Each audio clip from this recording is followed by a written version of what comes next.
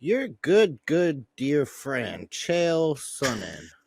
He's out here spreading hellacious lies on the MMA community. I'm going to play the audio of a little video here. I want you to take a listen. Islam did everything you could do to avoid that fight. That's just the truth, guys. That's just what happened. I know Islam. Like Islam a lot. It's still what happened. Islam did everything you could conceivably do to not fight Ilia, including leave the division, including leave the championship. Hey, if you don't fight this guy, we're going to strip you of your championship. Strip me of my championship. There is nothing in our industry that is a stronger way to get away from somebody than to leave the division and even leave the championship behind. You can't paint the credit on Islam for moving up to 170 in a hand-picked match. No, I gotta say, I'm gonna tell you what Big John McCarthy said about that when he heard it. I'm gonna read you his text to me. Man, oh man, Uncle Chael spreading his special knowledge known as bullshit all over the place. It's fantastic. I thought it was hilarious. Look, if you guys don't know anything about Chael, other than the fact that like he does things like this, what I will tell you is this: he is a Russian / Dagestan wrestling hater. I've done promos with him, and we've talked about it when we were working with Bellator together. He will tell you that there's no such thing as Sambo. It doesn't exist. It's a stolen judo art, and it's a generic version of American wrestling. It's hilarious that like he will tell you this up and down, and how he's talked to Putin about how it's not even a real sport. He will give you the business when it comes to talking about the Sambo and Dagestan and Russian athletes. This is Uncle Chael at his finest. He is American through and through. He's Mr. Team USA. So if it has anything to do with Russian wrestling or Dagestan wrestling or Sambo, he's going to take the other side. Every single time he will take the other side. And I actually sent him a text. I said, bro, I'm going to roast you, man. I'm going to roast you big time on the show tonight. And he's like, have at it, my man.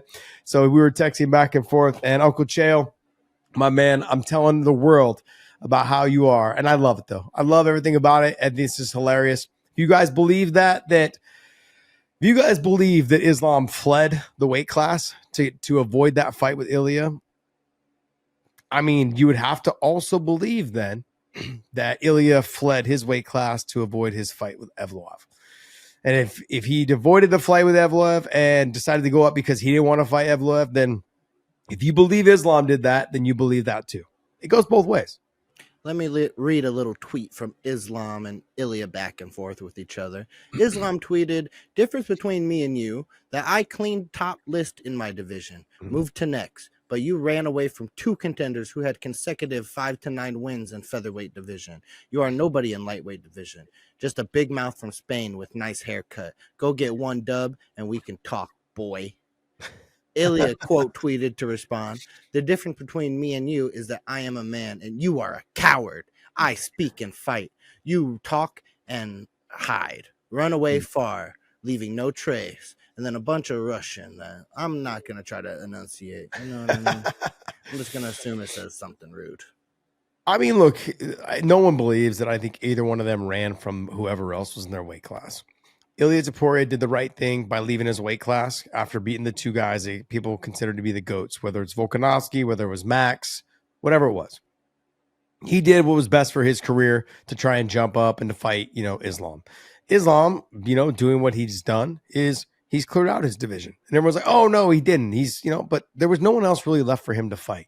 You've got Max and you've got Justin. And if he fought Justin, everyone say they would give him as much of a hard time of him leaving anyways. Like, oh, why'd you fight Justin and you didn't want to fight Ilia? So he's like, look, I'm just out of here. I'll fight the guy up at a weight class above 15 pounds heavier, not just 10 pounds. And I'll fight the guy that everyone just rated as the underdog to lose to Bilal. And Bilal has I don't want to say a similar style to Islam, but many would think that it's kind of a similar, even JDM said I was kind of like training camp was, I get to train basically for the same person twice. They are different. There is a lot of differences between them, but you're going to have to deal with pressure. You're going to have to deal with the strong wrestling background. You're going to have to deal with, the striking aspect of it all. I mean, Islam's got a better, rear leg head kick. He's got a little bit better of a hook. He's better in the clinch. He's I think significantly better than Bilal in the grappling area. Straight wrestling and cardio is where you're going to maybe give Bilal the straight double legs and wrestling takedowns. But I also had Bilal having the better cardio. But at 36, 37 years old, that's where the problem kind of lies with Bilal. Is the cardio hitting you? Can someone push you back and make you fight a very uncomfortable fight, and then you start to wilt because you are getting a little bit older? Who knows? Islam is not there yet. He's 33, I believe, about to be 34, somewhere in there. So this is a great time for him to go up and fight someone like JDM. You still have 2 more years of straight prime, 33, 34, and potentially into that 35, taking care of your body. But I don't know how much longer he plans on fighting. He's got a lot of opportunity with this JDM fight, because if he beats JDM, to me, the style of Sean Brady is a very dangerous fight for Islam. He's got good wrestling, physically very strong. Stand-up is good. He seems to have, I gave him a hard time a long time ago about his cardio. He has great cardio. He's proven his cardio can withstand. He's phenomenal shape, and on the ground, he's tough. And he's shorter in stature. Those guys are very hard to deal with in controlling them because they're little balls of muscle, and that to me, the Sean Brady fight for Islam is going to be a tough fight for him. There's other fights that will be tough, but I'm still not sold on the Shavkat situation. Everyone is sold on Shavkat. Everybody is sold on Chimaev, and most people will probably be sold tonight on Michael Morales. My thing is I need a little bit more sample size. When you make it look so easy, it's hard for me to go out there and be like, yeah, they're these guys are going to be automatic champions. Well, we're going to find out. Can Chimaev get DDP down? Can he control him? How will he look after rounds 1.5, into round 2? How will he look? Shavkat, he's looked good, but the Ian Gary fight wasn't a great fight. Yeah, he didn't look fantastic against Jeff Neal. Let's just be honest. I know he got the finish in the end, and it wasn't he was winning every round, or he was dominating the fight, but it wasn't like Jeff Neal had to be kind of fade away from him. And we've seen the difference between guys that they feel dominated, so they just trying to survive.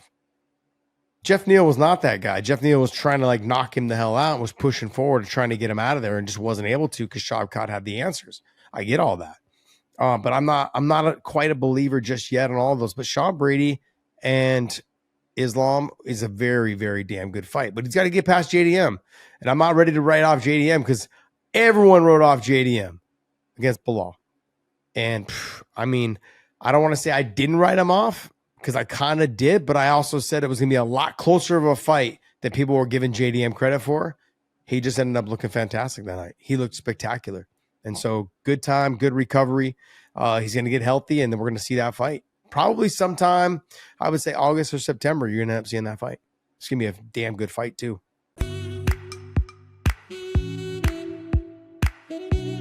This episode is brought to you by BetUS. Make sure you guys YouTube 150 for the promo code. Also, Element, use the link in the descriptions down below. Any product you buy from there, they will send you a bonus package of product if you use our link down below. Element's amazing, man. I love it. And I want to say thank you, man. Thank you guys so much for continuing to support us.